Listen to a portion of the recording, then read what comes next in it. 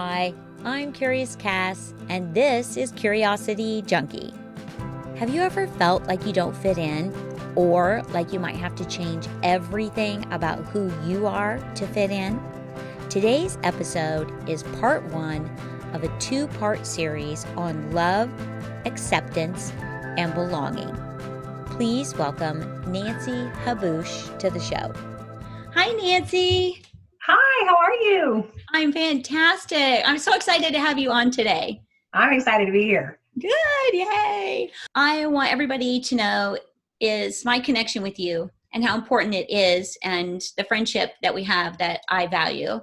Nancy was my VP of sales when I first started in the tuxedo industry, and I have always considered you a mentor.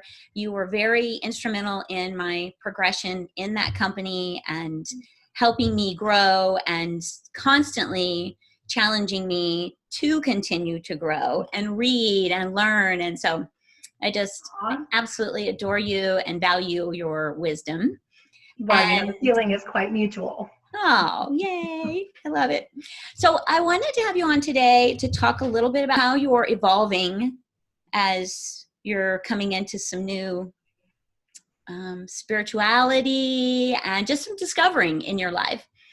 Let's start with, because I think the journey to how we get to where we are is the key and the thing that most people will connect with. So I want to start with a little bit about how you grew up, where you grew up, and then just kind of let's evolve into where we are. Is that cool? Oh my gosh, so we're going all the way back to the beginning. That's awesome. I know. Well, I love it that you start with the word journey because it's a hot word for me right now. I think maybe 5 years ago, I ran into a quote that was I'm going to butcher this and I have no idea who said it, which is an awful thing to quote. But it was this great quote on journey, and it said, what if the journey isn't so much about becoming something, someone, but rather unbecoming all of the things we've learned so that we can become who we were meant to be in the first place? Yes. I'm close-ish to the quote. Yes. And I think the interesting thing about that quote for me is that I never gave myself permission for a long time. I think I was well into my 40s before I gave myself permission to stop believing things I didn't believe because I didn't think I had the right to choose that for myself. Isn't that crazy? Right. But I don't think you're alone in that. I think there are so many of us that think that way. Yeah. Absolutely. Yeah. And I think it comes from, I have an incredibly strong family who I love and adore. Grew up in a very small town in Northwest Iowa and farming community and all the yummy stuff that comes with that. And I mean that sincerely, the community, that anything happens, the whole neighborhood is at your house helping. Yes. You do that for your neighbors. I mean, the sense of community is huge when you grow up in a small town. Right. And it's also challenging because when you grow up in a small town, everyone knows everything and not much of it's factual. Exactly. Yes. Yes. And you get put in a box at a very early age, especially I'm one of 7 children. So our family of 9, that's a lot of kids, right? God bless my parents. That's a lot of kids. I know, right? Your poor mom. Sorry. She's an amazing woman, to say the very least. And I think that the interesting thing about community is that we had our own community just in our family of 9. Yes. And then you extend that to the town. We were part of the Catholic Church. And so all of the things that you would say, gosh, when you're brought up that way, there's such tradition and there's such security and constant. I mean, my parents will be married 60 years next year. And so just the experience of having 2 parents that have stayed together and stuck it out through thick and thin and have a beautiful relationship and are still madly in love with each other. Yes. The sense of security that comes from being raised in a family like that is enormous. Mm-hmm. And the expectation of how you should be and what you should and shouldn't do when you have a perfect family, because I would say I came from a pretty dang perfect family. Right. If you don't buy into those things, it feels like you must be wrong because everybody else, it makes sense for everybody else. What's wrong with me? Like, why doesn't this make sense for me? Yes. So if I said like the key things, like I grew up in classic, all the things you would think about small town. Everyone is Christian in that town. Everyone is white. everyone is heterosexual. Yes. I would say by and large, most are Republican. And I think when you grow up in sameness, the ability to think that there's other ways to think about things is very far from, I never knew there were other ways of thinking. And I was an incredibly naive. I mean, I was 5th out of 7, so I'm middle child, but in so many ways, my family, because when you think about 9 people going on a vacation, which we were farmers, so in the 60s, 70s, 80s, it wasn't always good. And so my parents would take the 4 oldest on trips, and they would take the 3 youngest on trips. Oh, wow. And that was my first sense of, I don't fit in anywhere. Like my 4 older siblings, I'm only a year younger than the 4th, right? So my brother is, not even a full year older than me. And it's like, I was closer to them in age. My little brother was 2 years younger than me, and then my little sister is 7 years younger than me. So I'm on a trip with my younger siblings who I have nothing in common with, because my little sister's so much younger than me. Thank God that's really different now, because she's one of my favorites. And when you have 6 siblings, you can have favorites, because there's lots to choose from. Pretty good deal. But anyway, I think that the interesting thing about that is that I didn't fit. I didn't fit with the youngest. I wasn't really included with the older ones, and there's so many of us, and that's not right or wrong. It's just kind of what happened. Right. So it was really my first sense of, man, I don't really belong. Like I don't have this common thing here. And so I kind of felt isolated. And I think I have a little bit of older child, tendencies, because I was the oldest of the younger group. Yes. But I was definitely in the middle and the youngest in the older group. So when people say, what's your birth order and how'd that influence you? I'm like, yeah, that's a chaos question. Like, well, I'm like the oldest, but I'm kind of a middle child. Yeah, and then top it all off, I'm a Gemini. So depending on the day, I'm going to answer that question different. Oh, right. Which one of the twins is answering the question? Yes, exactly. You're like, who knows?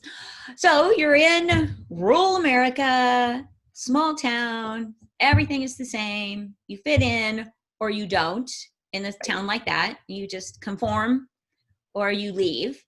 Yeah. And I think, at what age did you go, yeah, there's got to be more?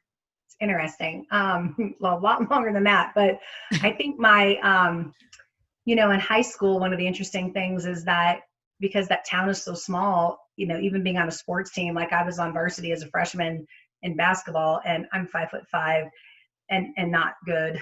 And back then it was 6-man ball for women. And so we really played 3-on-3 half court, right? So I was a basketball player, so I would have been considered more to belong to the jocks. And, in elementary school, most of my friends were in junior high-ish were cheerleaders. And then that kind of separated us when we went to high school. So we didn't really hang out together that much. So the interesting thing about my upbringing is I had this one best friend, and we did everything together. We were inseparable, absolutely inseparable. And the challenge of having one best friend is when something goes wrong, you don't have any friends. And so I had this boyfriend when I was 14 and a half, just maybe 15. I wasn't allowed to date. You can't really call him a boyfriend because we talked on the phone and we talked at school and held hands. And it was a very interesting time of my life. This might be TMI for you, but he kept pressuring me to have sex with him. And I'm like, yeah, I don't think so. And I'm telling my best friend, I'm saying, I don't know what to do. He's like pressuring me to have sex. And she's like, oh my God, don't do it. Like, don't be one of those people. And so I remember our conversations for months. And then finally one day I show up at class or gym practice or something, basketball practice. And one of my acquaintances, I wouldn't say we were close friends, she goes, I just can't stand this any longer. The whole town knows except you, but your boyfriend's been sleeping with your best friend for months. And I'm like, in what universe, when you're 15 years old, in what universe does that happen? So overnight, I lost my best friend. I lost my boyfriend. My parents had caught wind of seeing my boyfriend's car parked on a country road with the windows all steamed up. Well, it was my best friend and him, but my father thought it was me. And so we had this huge long argument. I got grounded for 6 months or something crazy. And he didn't believe me. And I mean, right, like, why would you? And so I get in trouble, and that also added to, well, it wasn't me. I wasn't in the car with him, so who on earth was he with? And then this other person says, oh, by the way, guess what? And so that single event altered so many things in my life. Like, my ability to trust women, to have friends that you could count on, my feeling of not being good enough, to have a boyfriend cheat on you at that early of an age. I mean, that's a pretty impressionable time to have something like that happen. Right. So my willingness to care about somebody or love somebody more than they loved me, that ended up being kind of a theme for a little while. Yes. And so, but it was one more thing of you don't fit in. And at that point too, I was really, I mean, I've always kind of had this high energy and love of life and just trying to figure my way out through things. But I would go to sleepovers with, you know, like in junior high with friends. Distinctly remember this one mother, God bless her. I know, you know, if she ever knew that this leveled me the way that it did, she would feel so bad about it. Mm-hmm. But she told me to be quiet, that I was too loud, that I was just too much for the group. And I was never invited back. And I was, my laugh was too loud. I had too much energy. And so that was the first time that I kind of was told to sit down and mind my P's and Q's from an outsider, not just from my family, you know, be quiet in church and be respectful. And not that you shouldn't be those things. There's a time and a place, right? Right. But you know what that is? Yeah. That's like being told to stop being you. That's what you were told. There must be something wrong with me. Wow. I'm too loud. I'm too energetic. Obviously for my boyfriend, I wasn't enough something. and no regrets. Gosh, I'm so glad I made that choice. Yes. Right? Hello. Because imagine if, anyway. Oh, that would have been way worse, right? Yeah, for sure. But those tapes play. And I know I'm not alone because, you know, I think eventually this led me to my current career in coaching. And I don't know that there's a single person that doesn't have a demon or dragon they're still trying to slay from their childhood that still has some little voice in the back of your head saying you're not enough.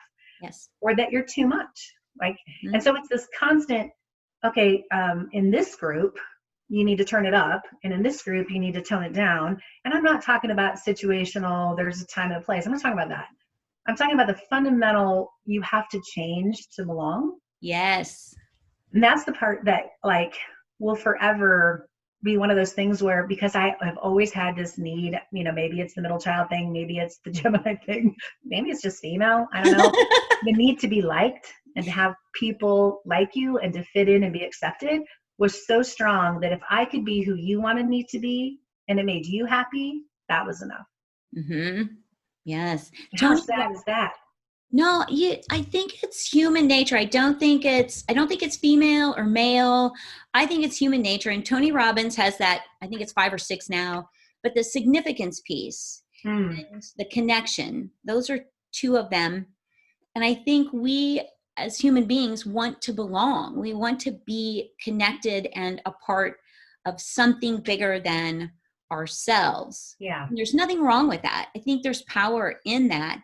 However, you have a really great definition on belonging from Brene Brown. I do, and I don't remember which one of her books this is in, but this has really challenged me to consider the difference between belonging and connection and where our longing for it comes from. So it goes like this. This is Brene, not me. True belonging is the spiritual practice of believing in and belonging to yourself so deeply that you can share your most authentic self with the world and find sacredness in both being a part of something and standing alone in the wilderness. Yes. True belonging doesn't require you to change who you are. It actually requires and demands you to be who you are. And that's the caveat for me. It's like this whole idea of if I have to change who I am to fit in, I'm in the wrong group. Absolutely. Absolutely. And that spoke the loudest to me when I did an interview, the transgender journey. Yeah. Oh, that was that young man realized that if I have to defend who I am, if I have to explain to you so that you will like me. And you'll be comfortable. You're not my people. You're not my people. I need to be around people who accept me 100% for who I am. Yeah. And that which means they don't have to understand it, because understanding and acceptance are different things. Like I can appreciate, I can see somebody who's living a different way of life than myself and accept that you're living your authentic life and being the best version of you. It doesn't have to make sense to me. Yeah. I can love and accept, even if for me that's stretching the way I think about things. And I think that's what we get wrong. It's like if I can't grasp it, or it has to go in this box, right? It's the Yes. box of right or wrong, black or white. Yes. Yes. Boxes get us in a lot of trouble. All right. Right. Maybe that's why everybody's always saying, think outside the box. Right? Live outside the box. Yes. And that brings up, this is one of my favorite quotes, is the opposite of what you know is also true. Because you're only taught a certain amount of knowledge and beliefs, and it's restricted by the people who taught it to you. Right. And somewhere on the other side of the table, country, world, whatever, someone who was taught the exact opposite, and it's true for them. And if you can't open up a little bit and try to just understand, not be afraid of, not want to squish it in a box, but really want to learn, this is where the curiosity fits in. I love it. Then we're never going to be a unified collection of people. And I think that's the biggest struggle, is we want people to conform to the thoughts that we believe are true and right. Right. Not open up. I think it's so true. And I think your point on we're limited, our capacity to understand and learn and grow is limited to who we spend time with. So had I stayed in the small town, I don't think my beliefs would have ever been exposed or challenged beyond what was around me. And that's not anyone's fault. And there are plenty of people living in small towns all around the world that are perfectly content with their life, are happy, wonderful, contributing people, including my family. And that wouldn't have, well, it's funny because one of my sisters and I talk all the time. She's like, I could never have done what you did. Like, I couldn't have moved, 800 miles away and picked a career and, had that be my focus. Like, that just isn't me. And I'm like, well, I think we're all one decision away from a different life. And had I married somebody in that small town, it would have probably been enough for me because I wouldn't have known any different. And I'm so grateful for my upbringing. I'm so grateful because it's so much a part of my work ethic and who I am and my integrity and living an authentic life. Right. Because my family taught me that. My parents were extraordinary examples of that. Yes. I think, there's probably times they're disappointed with what authentic looks like to me, but I know that they love me, right? I know that they love me no matter what. And they don't have to understand it to love me and to extend grace to me. Much like I've learned over the years, it's the same thing. Like, once you know more and suddenly you're exposed to new ideas, you want everybody to hear them. And so I remember in my 30s trying to cram down my new ideas down my family's throat, and my family being like, I don't know who you are or what happened to you. Who is this Nancy? Bring back the other one. Because I moved to Colorado when I was 18, but not for any of the reasons. It seems like, man, that was bold and courageous. You were so brave. And I'm like, yeah, no. I followed a boy. And I took one look at the mountains. I had no intention of staying. I was going to go back and try to move to the city. I really wanted to live in Des Moines and, work in a 2 or 3 story building because we didn't have those. And so those are my big dreams. I was going to be a secretary. I had really big dreams because I didn't know any different. I didn't know what was possible for me. Absolutely. Right? We're restricted by our thoughts. That's it. So I love your point of, had I not moved to Colorado, my exposure to, oh my gosh, everyone's not white. I know that sounds so dumb. It really is. So when I look at it now, it seems like I cannot believe how naive I was. Yeah. And so the first time I met somebody who didn't believe in God, it's like, there's people that don't believe in God? I never knew that. But it challenged and inspired me at the same point, because there's some amazing people who have very different beliefs than I do. There's amazing people who look really different than I do. And thank goodness that experience kind of just opened my eyes to the possibility that maybe the way I wasn't taught maybe that's not the only way. Yeah. Maybe it's not, because I definitely was raised in a church and in a community where this was the truth and the only truth. And any variation of that was something less. Yeah. And so, I was well into my 40s before I decided, well, my daughter helped me decide that because she fell in love with a woman. And it's very hard to be Catholic when you have a daughter who marries a woman and feel included and feel like you're not, getting beat up about something that's a pretty strong pillar of the Catholic Church. Yes. And again, I love my Catholic upbringing. It was the solid foundation of my relationship with God, because I'm Christian and now we're Lutheran. And I had to discover that for myself though, right? Like it's to have it be okay that I don't, and that I'm not Catholic, that I can practice my faith and my relationship with God in a community that's not Catholic and not feel like I'm going to go to hell for that. Yes. That was probably my biggest growth in my life, because it opened up lots of other possibilities about the way I see myself and the way I see other people. Yes. And I like that it was later in life that you come to this, because I feel like that's when we really start doing a lot more self-reflecting. Our kids are they're older, their lives are starting to happen, and we're really in that self-reflection mode where we start looking at, who am I? What is my purpose? Am I doing something that makes me happy? We just start questioning. And I'm so glad that you brought that up, because I think there are a lot of women, men too. I can only speak from the female perspective. Sorry, guys. But there are a lot of people out there that are in that place or headed into that place now, or they're coming out the other side of it. So I think it's important that we talk about all of the pieces that go into that self-discovery, the belonging piece, which is so powerful, to belong, to fit in, and do and conform. Yeah. And the truth is, it took, well, I would say this happened in the last 18 months. This idea of belonging, there is no such thing if you don't belong to yourself. Mm. And that idea, the first time I heard it, I'm like, that's silly. Belong to yourself. Like, of course you belong to yourself. Until you really spend some time with that. And personality like mine, where I've spent my whole life making sure, well, if my husband's happy, then I'm happy. If my children are happy, then I'm happy. If my parents are happy, then I'm happy.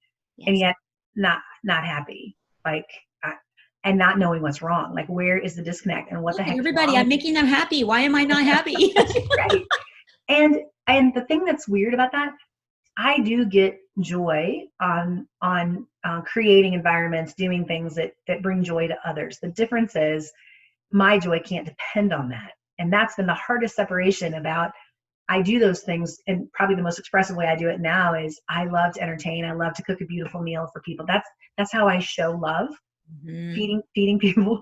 Yes. It's great. And that, I would say, is my mother to a T, because my mother, if you showed up at her house unannounced, she would pull a pie out of the freezer and you'd have a fresh baked pie in 30 minutes. And hospitality, service, those things matter to me, but you have to be doing them coming from a place of joy, that you're complete already, that's not what's completing you. And that's been probably the biggest journey, is figuring that out. And it took, like, last year my husband and I separated, and I was frustrated and confused, and so much of my life I've spent trying to fix the people that aren't doing all the things they should do for me. It's my husband's favorite thing. He loves being fixed. And so it took the break. It took me being on my own and really looking at what's at the heart of this. And it came to, I have to fix this. I have to fix me. I have to fix my own mindset and find what it is in me that keeps train wrecking relationships, or hurting friendships, or, sabotaging things when I get scared, or when things aren't working out exactly how I wanted to, and the need to run before someone leaves me. Yes. Right? Like that's old high school crap. Like, oh my gosh, I love him more than he loves me, and then something's going to go wrong, which was never true. But it was true in my head. So we make up all these crazy stories and then totally sabotage our lives for no good reason, because we get stuck in this crazy spin cycle. Yes. So the belonging to me, and finding, where is that joy coming from? How am I filling myself up? What do I want? And being able to voice that and speak that, which luckily my husband didn't give up on me while I was figuring that out. And we reconciled this spring, and having a second chance before you blow it, it's a pretty big deal. Mm-hmm. So I'm very grateful for that. Yes. Yes. Okay. On this last 18 months and on your journey, what were some of your go-to books or people, information? What guided you on your journey? Of course, that it was books or people. Of course I did. I think, if you're not, when you get stuck, if you're not seeking out help from someone, something else, you can stay stuck for a really long time. And I would say the first exposure that really just kind of shifted my brain was Brene Brown, which I think that's true for a lot of people, on shame and guilt and that need to belong and connect to other people. And, I went a year without alcohol. I did that 2 years ago. That was really a commitment of mine to discern, what am I masking? What am I hiding? Where am I running when I should be leaning in? I'm running away. And I could cover that up with a Jameson really easy. So, right. And so I made a commitment. I know, right? I made a commitment first for 30 days, and then that turned into 60. And then at 60, I went, I'm going to do it for a year, because I think if I could go through all the seasons and all the events and the holidays that trigger old stuff for me, I will be a better person at the end of that year, one way or the other, just because I've faced whatever it is. And there were lots of surprises and lots of, I would say, upset in the midst of all that. But what it allowed me to do is really connect to every conversation I had for a year in a new way, because there was nothing masking or numbing, and it showed me all the ugliness of stupid things that I would do and say that hurt other people when I was drinking, because I would just get careless about, thoughts that come out of your mouth. And so you realize you hurt a lot of people when you're struggling on your own, because you project all that. I mean, we all know that. Like, when I'm mad about somebody else because I think they have a big ego, it's because I'm showing up with a big ego, right? Like, whatever we don't like in somebody else is usually because we see ourselves. Yes. And people that are being stubborn and they only can see things one way. And then I'd be like, oh my God, that's what I'm doing. I'm totally doing that right now. So it taught me a lot about my own blind spots, I would say. And so Brene Brown in the beginning, for sure. I absolutely love Elizabeth Gilbert, and I adore Glennon Doyle, which, she came through this crazy, wrote her first book, and then in the midst of her book, found out her husband had been having an affair. And her book was on marriage. So that's kind of a hit. But I look at her resiliency, and I love that. And she has some really great things to say about how you find yourself in spirituality versus religion. And so she's probably the first author who really challenged my thinking about God being so much bigger than one organized religion's path. And that introduced me to a healer that's local in Colorado. Her name is Tree Shanley, Unfolding Divinity. Most brilliant, courageous. I would call her a saint, because she probably is really instrumental in saving me. And she connected what I was comfortable with Catholicism and the universe and oracle cards to help with meditation. Like, she exposed me to some things I never thought were part of God, and put all of it together. The angels and, creation and, your ancestors. And, she just had the most beautiful way of making it all make sense, instead of making me feel guilty for, I could believe something outside the four walls of a church. Right. And gave me permission to accept that there could be more, and it's okay if that felt good to me, even if people that I love might not understand, or it might hurt them. And that was huge.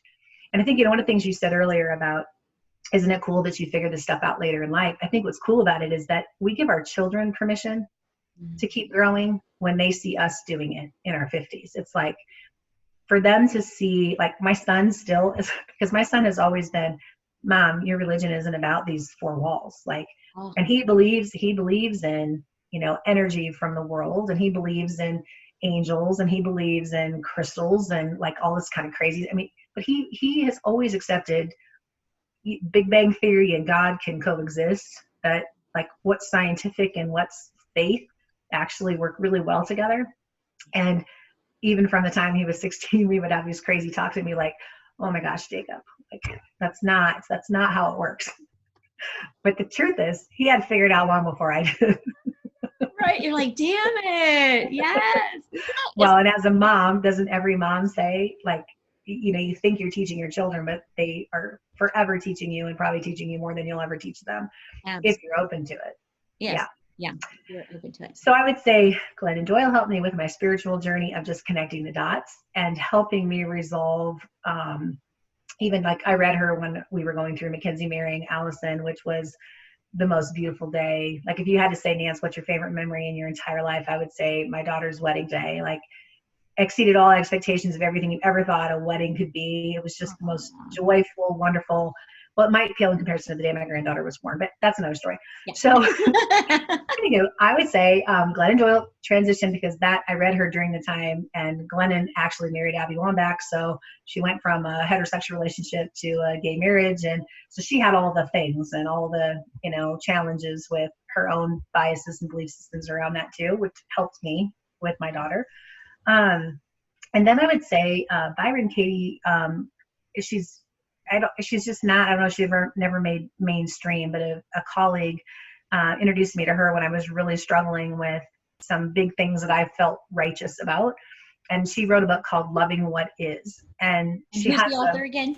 Byron Katie. Okay. Female. Her first name is Byron. And she has a worksheet. Like if you just even Google the PDF form, the work, she has this worksheet where you take this thing that you just know to be true. Like, I'll use the example that my parents didn't come to Mackenzie's wedding because of our Catholic faith that means something to them, that, that's not something that they believe in, is gay marriage. Love my granddaughter. They love me. They just couldn't make that leap. Right. And so I had all of these awful feelings about it. And my statement was, my mom and dad should come to this wedding. That was my belief. They should. It's an absolute, they should be there.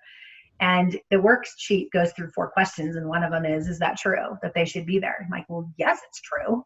and then it's like, well, is it really true? It's like, well, if I unpack that and said, should they really be there? It's like, well, according to their faith, they shouldn't be there. I mean, my parents have never changed their stance on what they believe.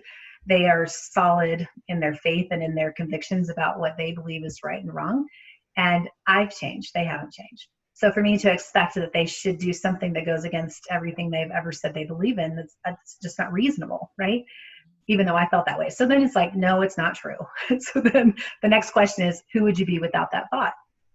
And I'm like, well, if I didn't worry about the fact that they should be there, I could love them for who they are. I could accept that it's not necessary. It's that I know they love me. They don't have to be there to show that. Mackenzie knows they love her. And I could let go of that and be at peace. And then you have to, at the end, you have to turn around the statement where it's, I should be at the wedding. And the turnaround can be lots of different ways. Like my dad shouldn't be there. My mom and dad shouldn't be there. And I should be there. So once you kind of work through it all, it's like you kind of go to the ownership of they're in charge of their own lives and their own decisions for their own reasons. And I have to love them unconditionally for that if I want the same.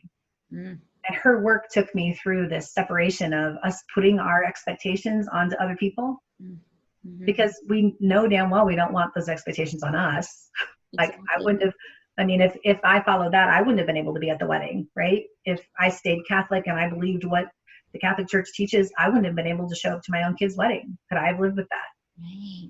Right. That's not who I am. I don't believe that. I believe they have a beautiful love story, and I believe that God's present in their marriage. I believe that their love is blessed and it's magical. And, it took Byron Katie's work to help me just get out of my head that it didn't matter who was there. It didn't matter. It mattered that I was there and that I was fully supportive and in love with their marriage and in love with them, and just there for them that day to celebrate everything that they've ever wanted. And she got me through a lot. So Byron Katie, love her. I got to check her out. Oh yeah. When we have a staunch position on something, like the other thing that, like whenever I have this issue with people judging me, and I'll say, no, Thomas shouldn't judge me or shouldn't be so freaking judgmental. And if you go through the questions, you end up with, I shouldn't be so freaking judgmental. It always comes back to what I'm doing, who I'm being, how I'm showing up. And so I would love to tell you that I'm done with that work, but I'm pretty sure it's called the work because it never ends. Yes. I think we're all a work in progress. And the first step in the keys are becoming self-aware and being able to identify when you're putting expectations on someone, when you're trying to place them in the box, or yourself in a box, and really becoming aware of that so you can slow it down or stop it or redirect it. And it's not always successful. Like I'm right there with you, girl. I consider myself a work in progress. I'm still learning so much and discovering new things all the time. And that's one of the reasons I wanted to do this, Oh, is I to love it. talk to people who might introduce me to something else new and wonderful that I have no idea, Right. anything about it. So When I think if you look at the theme of all of these authors that I have really come to appreciate is that the constant in all of it is love. It's just this, if we're always coming from a place of love and acceptance, if we can do that for ourselves and then extend that to other people, you won't make as many missteps. Like, and just, this is just what is. And I don't have to change it to be okay with it. I can love somebody for being who they are, even if they're not showing up perfectly how I want them to be. yes. My husband would tell you I'm still falling short on that, but like, damn it, I'm a work in progress. Give me a I do break. like to control things. I really do like to control things. But You control like maybe this much of anything. on a good day, right? On a good day. That's funny. I Doesn't keep me watched from trying. That's absolutely right. I watched my friend Tracy shared it with me last night, and I was watching it's on forgiveness. And Oh, in this Oprah, because her and her mother and their relationship, and in this video, she had a guy on, and he was explaining, she was talking about, well, what if your parents aren't the parents you expect them to be? What if they can't, what if they don't give you what you need? And he looked at her and he said, oh, this kind of chokes me up even when I think about it. He said, you're a 10-gallon human being. And sometimes 10-gallon human beings are born into people who are pint-sized human beings. And they can only love you pint size. That's all they have. They're giving you everything they have, but it's all they have. And you're a 10-gallon person looking to fill up your 10-gallon. You're never going to get it. So you have to understand they're giving you all they can. They don't have it to give. And I was like, that makes like beautiful sense. yeah. When you look at a lot of your past relationships or people that you wanted more from, and you go, oh, they couldn't do it. I get it. Okay. Right. Yeah. And it's not because you weren't enough or they weren't enough. It's that you just weren't a fit. Or at the right time of your life. You didn't show up together at the right time of your life. Like, my first husband, the boy I followed to Colorado, which I'm so grateful for so many things about my first marriage. Like, I would have never ended up in Colorado. I would have never gotten my first job at Mr. Neat's Formal Wear, which opened up every door in my career that I could have possibly dreamed of. The mentor of my life and Mark Burke, like all of those things changed me and brought up potential I didn't even know I had. And if it wasn't for my first husband, none of that would have happened. And I wouldn't have my first two children, Jacob and Mackenzie, who I adore. And so it's one of those things where I didn't know who I was when we got married. And when I finally figured it out and I became more and more of who I was, it was less and less of what he married. Right. And so great man, really great man. Just once I became who I was so different because I had no idea what I was capable of. And I wouldn't change a thing. I really wouldn't, other than, we hurt a lot of people. That's marriage and divorce is a tricky thing. It is. Yeah. And I'm so grateful. And I look at the growth of when you talk about this 10-gallon and this pint, it's like we were just different. Like in the beginning, it was fine. And again, it was so much my need to belong and do what everybody else was doing. I needed to get married. He was safe and secure, wonderful man. I knew he would never leave me, fiercely loyal for all of the right reasons and all of the wrong reasons. And so I think that as you become more of who you are meant to be, that you either figure out how to grow together or you don't. And it didn't work out for us. And still you can just have so much gratitude for that.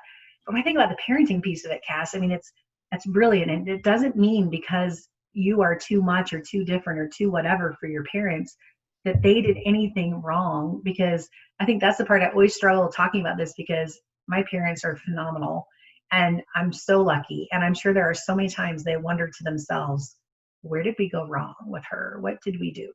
Like, I'm the only one who left the Catholic Church. I left at 18. I was the first one to leave the state. I got divorced. My siblings all married one person, and that's who they're still married to. And so I think there's just this, I've got tattoos and piercings, and, I did all these weird things. And so I think, this career first thing for me, like I've always been super drawn to having a career that really mattered and can make a difference and purpose. And marriage and family is super important to me too. But, my husbands, both of them were more the primary parent than me, which was unusual for my family. My sisters all, they have a family and a career for sure, but I think everyone got a maternal gene, and I may have missed it, doing the best I can. But I'm probably going to have kids who say, I was 10 gallons and my mom was a pint, right? And I think too that once you have children, you have so much compassion for your parents, because you're like, man, do I know that you did the best you could. My God, yes. On any given day, I am failing 100%, right? Absolutely. But, you just hope at the end your children will forgive you the way that you forgive your parents for not being perfect, because there is no such thing, right? We're just all doing our best. Absolutely. Yeah. And it's interesting when I think about kids, and when you said when you have kids, you have some compassion for your parents. I think when you first have kids, you're probably a little judgy, because you're like, awful. You did everything wrong. Oh my God, don't. You can put me in a car seat? Are you kidding? How am I alive? You fed me what? I had sugar for breakfast every day. What were you thinking? And then they get older and they start pushing back, and you go, oh my God, Mom, I love you. Like, you did such a phenomenal job. Yeah, it's part of the evolution of parenting, right? Oh my goodness, absolutely. Yes. Well, Nancy Haboush, thank you so much for coming on and sharing your wisdom and the journey through belonging and being okay with not fitting into the box. That's thank you. A beautiful journey. Thank you. Well, it's a pleasure. I really just appreciate and value you and all that you are and what you're doing with this podcast. So thanks for having me. It was a treat. Yay. Thank you. And to everybody out there, thank you all so much for tuning in, listening, watching, and stay safe and stay curious. Bye.